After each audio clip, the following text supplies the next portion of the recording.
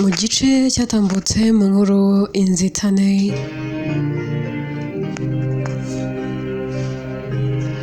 twasize Nimurati ndetse na mama Lucas bari barimo bacura umugambi wo kuba bakambura Jintu ubuzima. Twasize bamaze kumushyiraho umusego bagira ngo bamuheze umwuka babe bamwambura ubuzima abasha kuba yapfa, cyane ko bari babizi ko nta kintu n'iki na kimwe gishobora gukorwa igihe cyose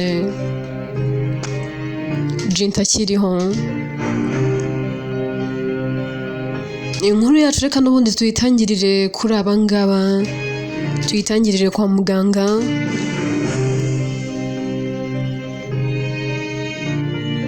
Jintu rero bamuheza umwuka bikarangira acitse imbaraga n'intege bimwe byo kubarwanya, agasa n'ubiretse.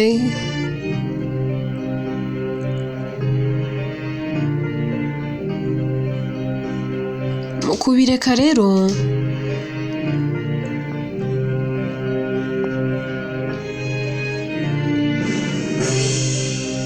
bo babona ko bamurangije bakamukuraho umusego, bahera ko basohoka ngo hataza kugira n'umuntu n'uyu n'umwe ubabona akaba yatekereza ibyo bakoze.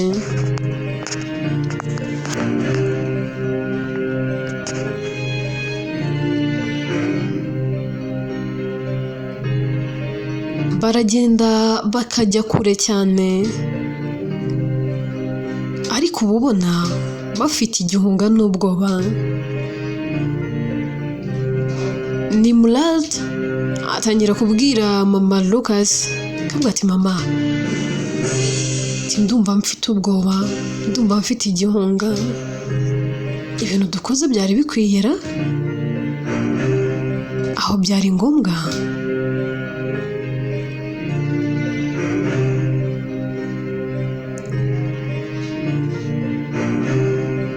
Ati wigira ikibazo,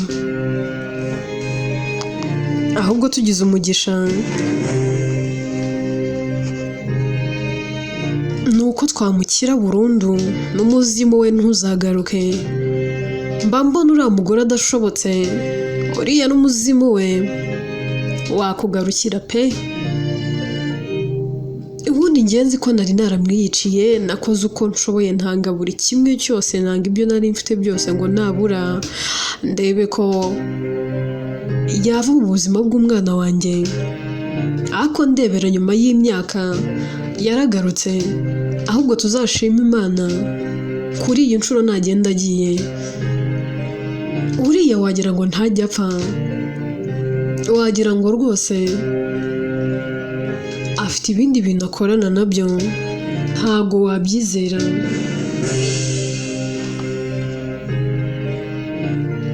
Cyaburi ugize ngo wakizera ko njyewe ubwanjye namwiboneye n'amaso yanjye ngira ngo ibyo byarangiye.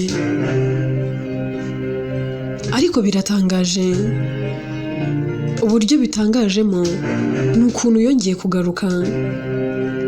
N'ubu rero ntitwakizera ko ubwo tumwishe ibyiwe byaba birangiye.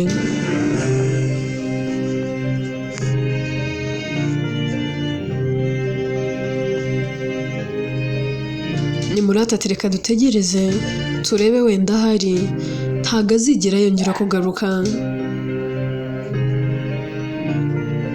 Tuve kuri Nimurati ndetse na mukecuru twigarukire kuri Bianca ari kumwe na Dylan amuryamyeho barimo baganira.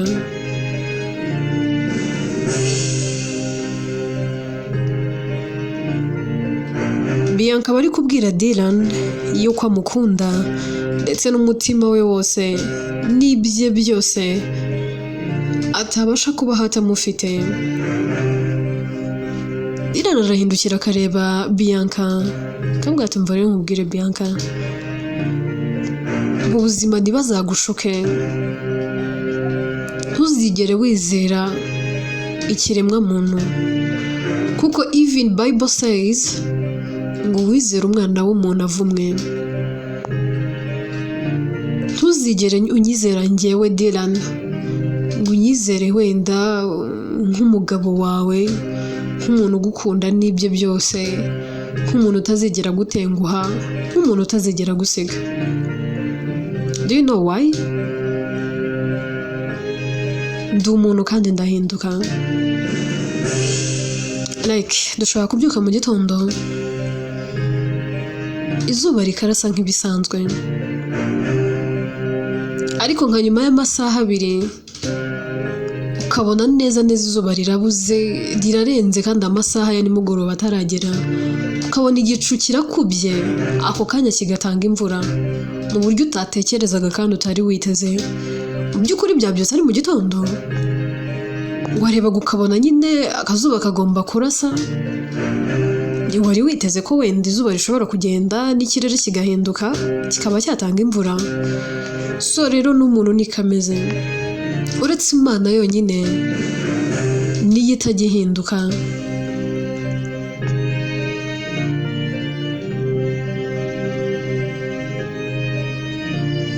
Rero ntuzigere uvuga uti ntago wabaho uwo ukunda adahari, nangwa se uwo wumva ukunda nyine utari kumubona. Ntuzigere wizera ko umuntu ameze nk'umwuka uhumeka. Oya, nyine abantu iyo bari mu rukundo bavuga amagambo yose ashoboka abaho meza y'urukundo, mu rwego rwo gupurizinga umuntu uri gukunda ako kanya nangwa se uri kugukunda. Ariko twese tuba tuzi ko ari ibinyoma. Iyo uri kumwe n'umuntu uba wumva mutazigera mutandukana, uba ureba n'abandi bose ukabona ntacyo bavuze mu buzima bwawe, yewe uba wumva ko ntawagusemburira uwo muntu.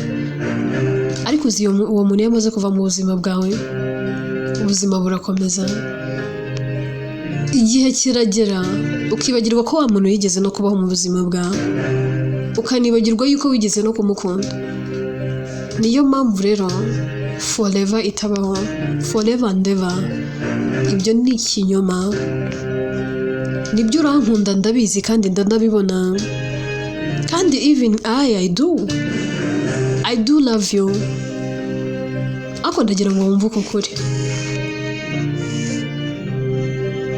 Njyewe nawe ahari ntago umwe yaremewe ubundi. Ndi umugabo w'umugore, ndi papa Dolan, kandi umwana wanjye ndamukunda, ndetse nawe arankunda. Binongeye ubu nibwo nicara nkatekereza nkabona koko n'umugore wanjye mukunda. Byose nkora mba ngira ngo ndeke kukubabaza, ariko Bianca ukwiye kumva uko kuri.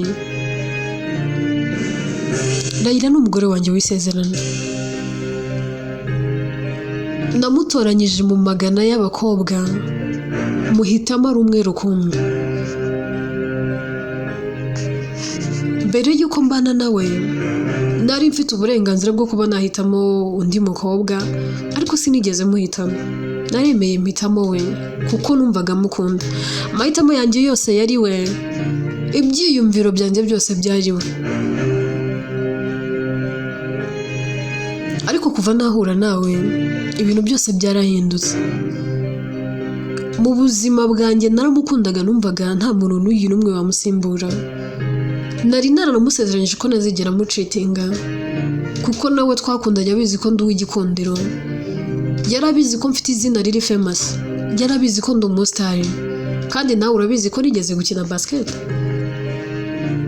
Uretse kuba narisezeranyije nkanasezeranya umutima wanjye, nkanasezeranya uwavuye mu buzima bwanjye, wanabaye ikiraro cyamuje n'umugore wanjye uyu munsi, yuko ntazigera nongera gukina basket. Ariko n'uyu munsi ngiye kuyikina ndabizi naba ndi best. Rero yarabizi, yarazi uwo ndi we, agahora ashidikanya ambwira ati Dylan uzabasha kunkunda ndi umwe k'abasitari byanyu ntajya amenya ibyo ari byo, ko nigirira umutima woroshye, ko ntabasha kugusangira n'abandi bari b'iyi tawuni, uzabasha kunkunda ndi njyenyine bikunde? Aho bizakunda, ndabyibuka icyo gihe naramusezeranyije mubwira ko nta wundi muntu nzamukundiraho, nta n'undi muntu nzigera mpa umwanya munini mu mutima wanjye nangwa se ibyicaro mu mutima wanjye. Gusa sinigeze ndenda isezerano, ibyo byose nabirenzeho. Nkunda wowe Bianca, gusa umugore wanjye we yagumye kurinda isezerano. Erega burya Rayira nta nubwo ari n'umukobwa mubi, si n'umugore mubi ku buryo yabura abamutereta nangwa se abumva bamufitiye n'iryo rari, ariko just kuko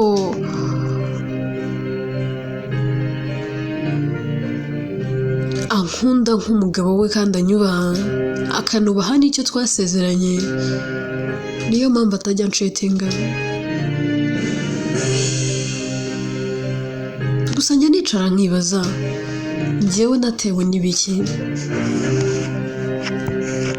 Niyo mpamvu rimwe na rimwe mba numva byose byahagarara. Bianca, nibyo urantwitiye pe, ufite umwana wanjye, utwite inda yanjye kandi ndabyemera, ariko Bianca ntabwo nakubera umugabo. Njye nawe ntabwo twaba umugore n'umugabo. Mwese urabona byanyura mu zihe nzira? Icya mbere sinakihandagaza ngo njye kwaka gatanya, nta kintu mpfa n'umugore wanjye. Kandi ikindi cya kabiri, ntabwo nabana nawe nk'umugabo wawe bizwi yuko mfite undi mugore. Nyine ntabwo byakunda, nta nubwo bizigera binakunda. Ikintu ngiye kugufasha ni kimwe, umwana wawe nta kintu n'iki na kimwe azigera abura. Nzamuha buri kimwe cyose akeneye, nzamuha n'urwo rukundo, ariko basi reka njye nawe dutandukane. Ndumva nkeneye kongera kubaha.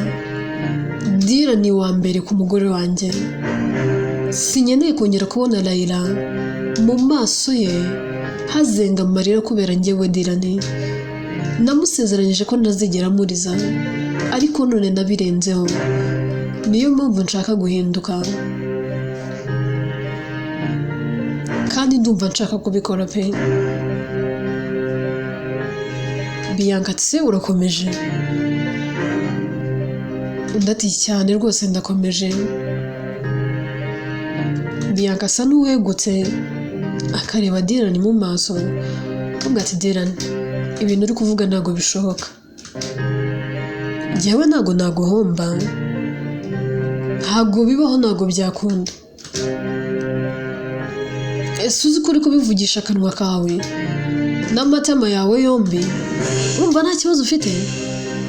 Ntabwo wansiga pe, ibi byo ntabwo byakunda, ntibizigera binakunda, ntibizigera binabaho. Ndagukunda n'umutima wanjye wose. Ibintu byose wambwiye nabyumvise, sinitaye ko ufite umugore yewe n'uwo mwana. Icyo nitayeho nuko ngiye ngukunda, kandi njyewe nawe tugomba gukundana tukaba umwe. Ubyumva utabyumva, ubishaka utabishaka, njyewe nawe tugomba kuba umuntu umwe. Ibyo byo kundatira ngo umugore wawe waramusezeranyije, ariko nanjye waransezeranyije. Dylan ati Bianca, isezerano rihabwa agaciro ni iry'imbere y'amategeko n'imbere y'Imana. Bino twirwa tubeshyanya ngo turasezerana, unsezeranya ngusezeranya, ibyo birahinduka bro, ibyo birahinduka dia.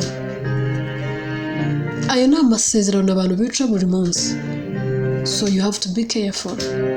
Ntukizere ikintu cyose umuntu akubwiye. Ntuzajya unyenera nzajya mba mpari ku bwawe, nzajya mba mpari pe, ariko ntabwo nakomeza gukora ibi pe, ntabwo nshaka gukomeza kwibabaririza umugore, kuko uriya mukobwa aka kanya aramutse avuzotse yabona ko ndi ikigwari.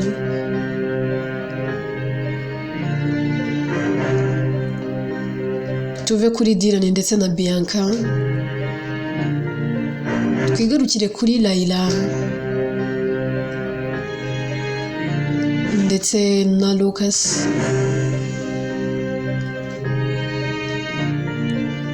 Baba bahagaze kajya kubona bakabona Robinson aje basanga. Robinson arabegera akabaramutsa, baba barimo bashopinga utuntu twinshi. Ndahira akimubona nawe agenda amusanga akamuramutsa, ndakabwira ati umeze neza, ndati ya meze neza, kuje hano se, ndati ni mwe nashakaga nyuzeho mba ndakubonye. Nagiye kuri polisi bambwira ko Kim atakiriyo, numvaga uyu munsi nabura ndibuze gukora uko nshoboye nkamenya impamvu, nkamenya n'ahantu ari kuko ntiyigeze ataha. Ndakubonye rero ntekereza ko nabura wabuze ahantu ari. Ndahira ati oh, Kim ameze neza nta kibazo afite, gusa nyine yari yagize agashoke gato tumujyana kwa muganga, but now I think she's fine.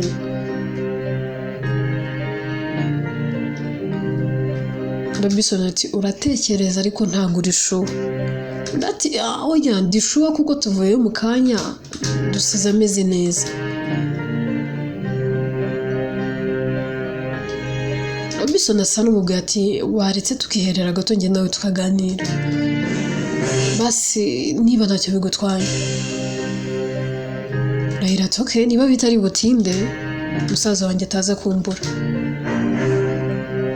Layla asa n'urembuje Lucas akavuga ati noneho ndaje gatoya, nyine bamwereka yuko aje gato hari ibintu agiyemo. Ntago aba ashaka ko Robinson na Lucas bahura atari Kim ubigizemo uruhare. Bajya ku ruhande bagatangira kuganira. Robinson ahera akamubaza akavuga ati mbwiza ukuri,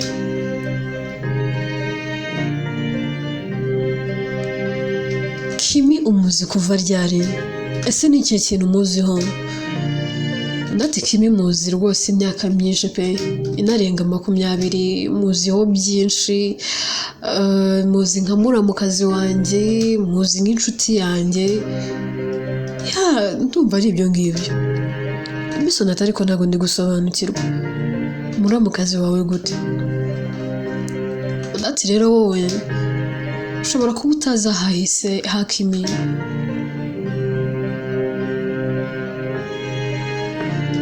Sinzi impamvu wenda atabikubwiye nangwa se atarabikubwira, ariko nyine navuga ngo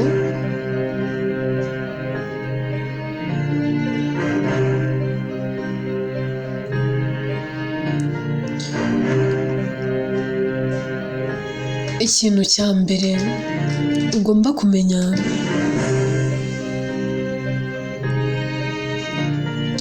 nuko Kim atari umukobwa, ni umugore w'umugabo. Robinson ati ariko ntabwo mbyumva, gute ari umugore w'umugabo? Yaba ari umugore wande?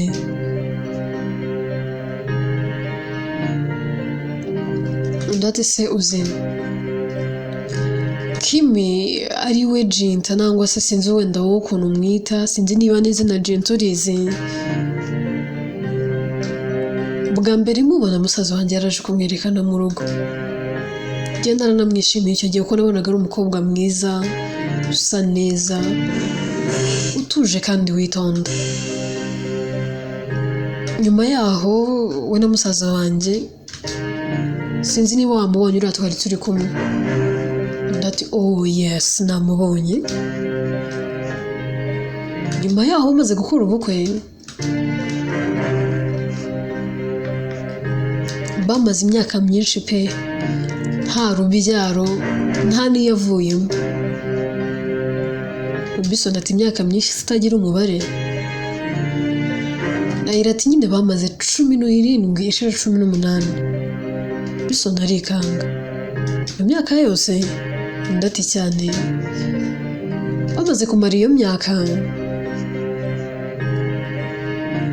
Mama wanjye yatangiye gutoteza Jinta ariwe Kimi, avuga yuko azaducira umuryango, umwana wanjye azapfa nta mwana. Atangira kujya ajya mu matwi ya musaza wanjye amusaba ko yakirukana Kimi akazana undi mugore ubyara. Ariko kuko Kimi yakundwaga na musaza wanjye cyane, Lucas buriya akunda umugore we pe, yarabyanze amutsimbararaho, akajya avuga ati nashaka ababyara nangwa se atabyara ni umugore wanjye uko ari nzamukunda. Ndabyibuka icyo gihe yigeze no kubaza mama, avuga ati ariko ubundi wabwirwa n'iki niba atari njye ufite ikibazo? Ariko icyo gihe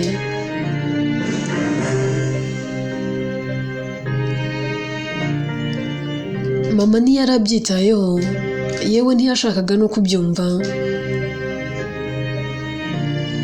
Nyuma yaho Imana yo kabyara yo gaheka yakoze ibitangaza ko imara twita, byara umwana w'imfura w'umukobwa, ariko ntiyigeze abaho. Robinson ngo ntiyigeze abaho, yararwaye se byagenze bite? Ndatirega ni birebire, kuko nyine mama yageze aho ngaho kumva yanga Kimi, akamwanga n'umutima we wose. Urupfu rwa Abe mama wanjye umbyara yabigizemo uruhare, byose ndabyibuka uko byagenze.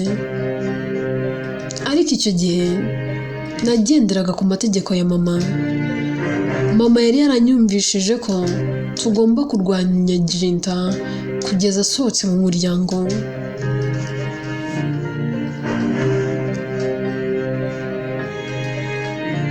Byose twarabikoze pe, nafatanyije na mama turamurwanya bishoboka. Gusa nyine akimara kubyara Abi, nahereye ko numva ntangiye kumukunda.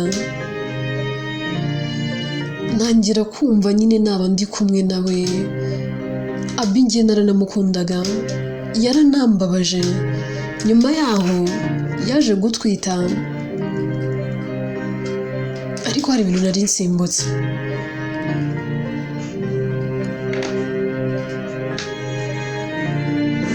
Kuko numva nari kubyibuka neza pe. Hari igibundi ubwo niba ari inda ya mbere, niba ari iya kabiri, ntabwo mbyibuka neza, ariko imwe muri izo twayimutegeyeho tugira ngo turebe ko twamwambura ubuzima. Ndabyibutse yari atwite Abi, icyo gihe tubimutegeraho tumuhereza ibintu twari tuzi ngo biri bumuhitane, aho kugira ngo apfe. Icyo gihe yarabyaye, anabyara umwana mwiza. Nyine hariya nanjye narumiwe, nakubeshye njye na mama twagiye no mu bapfumu ngo turebe ko twakambura Jinta ubuzima. Ariko tugezeyo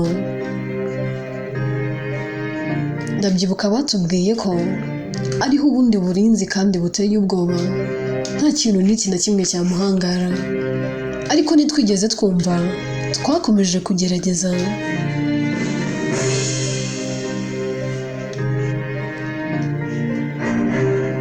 Twaragerageje ariko biranga bibi by'ubusa, nta kintu byigeze bitumarira. Nyuma yaho yaje kubyara umwana wa kabiri ariwe Bright. Njye nari narashatse, nari ndi mu Rwanda icyo gihe, nari maze igihe mbana n'umugabo wanjye.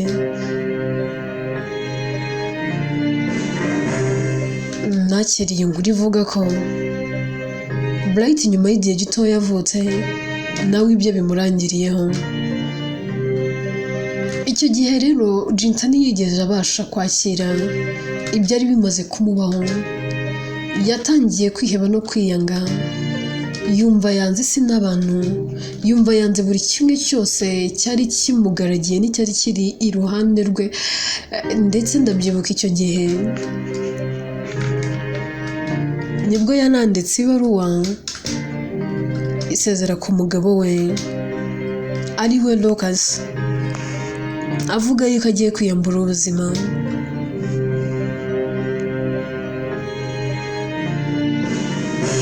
Kuva uwo munsi ntabwo twigeze twongera kubona Jinta.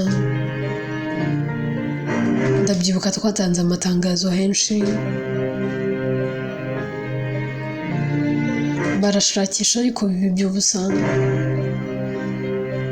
Musaza wanjye kwakira urupfu rw'umugore we n'abana be byamubereye ihurizo rikomeye. Kwiyakira biramunanira. Ikindi kintu yakoze, yabaye nk'umusazi, yagize ihungabana ku rwego ntabona uko ngusobanurira.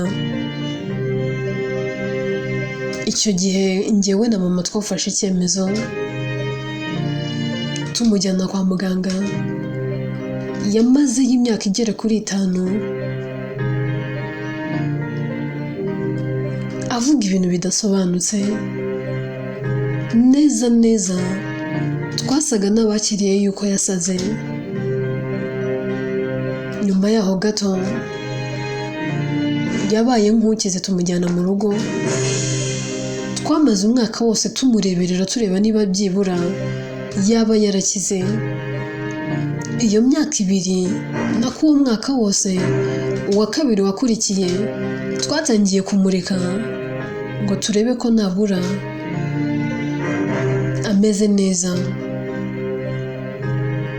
Umwaka wa 3 nibwo twatsoboye tumubwira ko nyuma yaho twaje kubona umurambo, tukazeka tukaba tuzi ko Jinta yapfuye. Ariko nabyo ntiyigeze abyakira, ntiyigeze abyizera. Urumva byamutwaye imyaka myinshi. Umusaza wanjye kuva yapfusha umugore we n'abana, reka bari ko mbyita, ntiyari akivuga. Kugeza none ubu atangiye kongera kuvuga no kwisanzura ku bantu, amaze kumenya ko wari umugore we akiriho. Nyuma yaho ikintu cyaje gukurikira, yaje guhura na Kimi, ahita amubonamo umugore we, kandi koko yari umugore we. Ariko Kimi kuko yari yaribagiwe ahahise he, abanza kumugira umusazi. Bisoni byose atangira kubyibuka, akibuka Kimi amubwira ko hari umuntu bahuye, akamubwira ko asa n'umugore we wapfuye.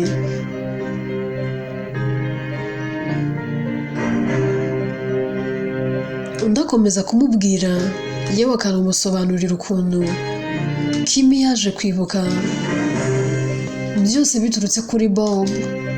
Mbese musaza we yari amaze kubona. Robinson bisa naho bimucanze, bikamubera ikintu kimeze nk'ihurizo. Ariko akiyumanganya, ahera akabaza Layla ati none se Kim ari hehe? Story yose nayumvise. Ari hehe? Ndumva nshaka kuvugana nawe. Undi ati rero nkuko nabikubwiye ari kwa muganga, ariko twasize yakangutse asa naho ameze neza. Nta kibazo twajyana ngabo namukwereka.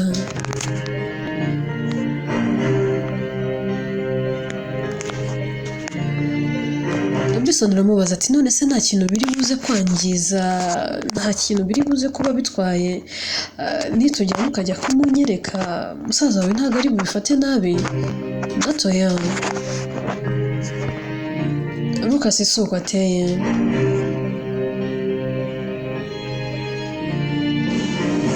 Ni umwana mwiza n'imfura cyane, ahubwo ngwino tujyane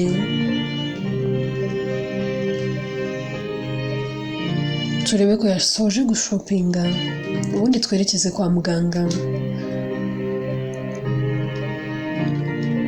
bahera ko bakagenda bagasanga Lucas ibintu byose yabisoje yicaye no mu modoka asa naho ategereje mushiki we. Binjira mu modoka Raila akabwira musaza we ati yitwa Robinson, araza kuba kwibwira arakubwira byose kuri we. So niba byakunda akserera imodoka tugende kwa muganga ajye kureba Kemi. Inkuru yacu reka tuyisubikire ahangaha. Robinson abwiwe ukuri kose kuri Kemi kandi yamufataga nka girlfriend we nangwa se yamukundaga. Ese iherezo ryabo ni irihe? Baba bagiye gutandukana se nangwa Robinson ntazigera atuma Kim ava mu biganza bye? Inkuru yitwa Inzitane, njyewe nitwa Atete, ni njye yandika kandi ni nanjye wibagezaho.